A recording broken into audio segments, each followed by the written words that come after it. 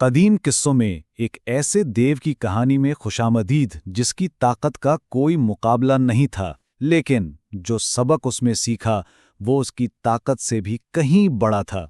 یہ ہے اوج بن عنق کی غیر معمولی داستان۔ یہ ایک بڑا دلچسپ سوال ہے نا؟ اس کا جواب ہماری آج کی کہانی کے بالکل مرکز میں ہے۔ یہ کہانی تاریخ کے سب سے بڑے دیو کی ہے، اور اس کا زندہ بچنا ویسا نہیں جیسا کوئی سوچ سکتا ہے۔ اچھا، تو آئیے اس میں گہرائی سے اترتے ہیں۔ سب سے پہلے یہ سمجھنے کی کوشش کرتے ہیں کہ اوج بن عنق اصل میں کتنا بڑا اور طاقتور تھا۔ اس کا پیمانہ سمجھنا سچ پوچھیں تو تقریباً ناممکن ہے۔ ذرا اس کی عمر کا تصور کریں، 3,500 سال۔ وہ اتنا قدیم تھا کہ اس نے دنیا کو صدیوں تک اپنی آنکھوں کے سامنے بدلتے دیکھا۔ اس کی جسامت کا اندازہ اس بات سے لگایا جا سکتا ہے کہ اگر وہ گہرے ترین سمندر میں قدم رکھتا تو پانی بس اس کے ٹخنوں تک ہی پہنچ پاتا۔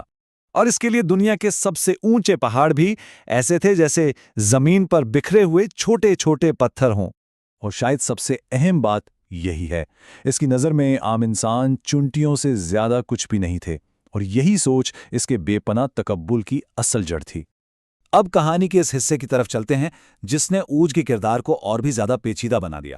ہم بات کر رہے ہیں حضرت نوح علیہ السلام کے زمانے کے عظیم سیلاب یعنی طوفان نوح کی۔ تو سوال یہ ہے کہ وہ بچا کیسے؟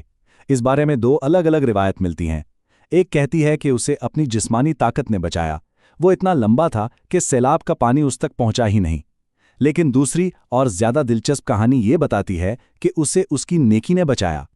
کہتے ہیں کہ اس نے حضرت نوح کی کشتی بنانے میں مدد کی، اور اسی ایک اچھے کام کے بدلے خدا نے اسے بچا لیا۔ اس سے پتہ چلتا ہے کہ اس کے اندر نیکی کی صلاحیت موجود تھی۔ لیکن جیسے جیسے وقت گزرتا گیا، اس کی بے مثال طاقت اور بغیر کسی چیلنج کی زندگی نے اسے مغرور اور متکبر بنا دیا۔ ذرا اس کی روزمرہ کی زندگی کو دیکھیں۔ جب اسے بھوک لگتی تو وہ سمندر سے ویل پکڑتا اور اسے سورج کے قریب کر کے بھون لیتا، اور جب پیاس لگتی تو بادل کو نچوڑ کر پانی پی لیتا۔ سب کچھ انتہائی آسانی سے ہو جاتا تھا۔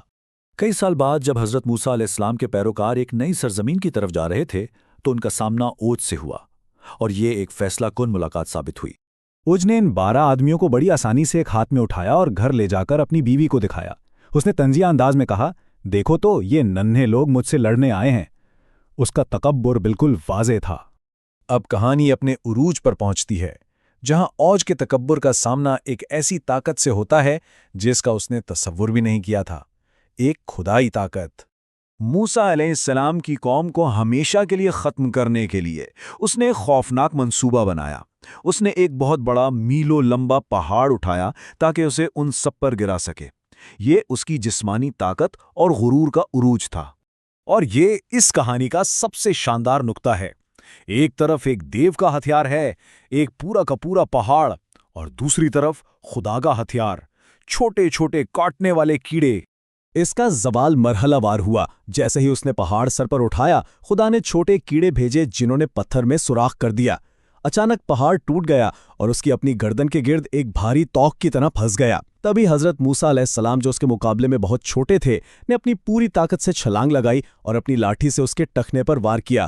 خدا کی مدد سے یہی ایک ضرب کافی تھی۔ دیو گر گیا، لیکن اس کی کہانی یہاں ختم نہیں ہوتی۔ اس کے انجام میں ایک بہت گہرا سبق چھپا ہوا ہے۔ اور ذرا اس کے تکبر کا انجام دیکھیں۔ مرنے کے بعد اس کا دیو ہیکل جسم انہی چونٹیوں کے کام آیا جنہیں وہ حقیر سمجھتا تھا۔ اس کی پسلی کی ایک ہڈی اتنی بڑی تھی کہ لوگوں نے اسے کئی سالوں تک دریا پار کرنے کے لیے پل کے طور پر استعمال کیا۔ یہ کہانی ہمیں سکھاتی ہے کہ کوئی کتنا ہی بڑا یا طاقتور کیوں نہ ہو، اصل طاقت جسم میں نہیں ہوتی، اصل طاقت تو نیکی، عاجزی اور صحیح راستے پر چلنے میں ہے۔ تو یہ کہانی ہمیں سوچنے پر مجبور کرتی ہے کہ اگر بے پناہ جسمانی طاقت حقیقی طاقت نہیں ہے تو پھر اصل طاقت کیسی نظر آتی ہے؟